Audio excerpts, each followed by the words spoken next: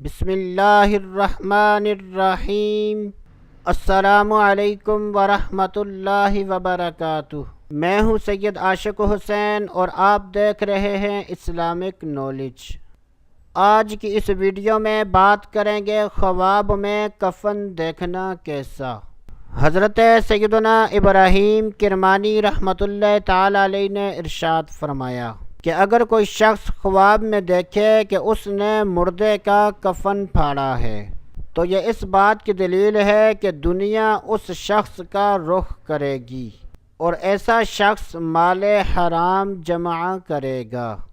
اگر کوئی شخص خواب میں دیکھے کہ وہ مردوں کے کفن اتار رہا ہے تو یہ اس بات کی دلیل ہے کہ وہ شخص منافق اور چغل خور ہوگا اور ایسا شخص لوگوں پر فساد اور جھوٹ کی گواہی دے گا۔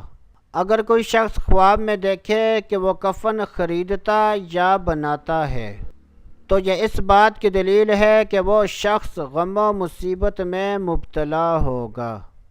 اللہ عز و جل سے دعا ہے کہ اللہ عز و جل ہمیں اچھے خواب دیکھنے، برے خوابوں سے بچنے کی توفیق عطا فرمائے۔ تو دوستو ابھی کے لیے اتنا ہی، اگلی ویڈیو تک اجازت، اللہ حافظ۔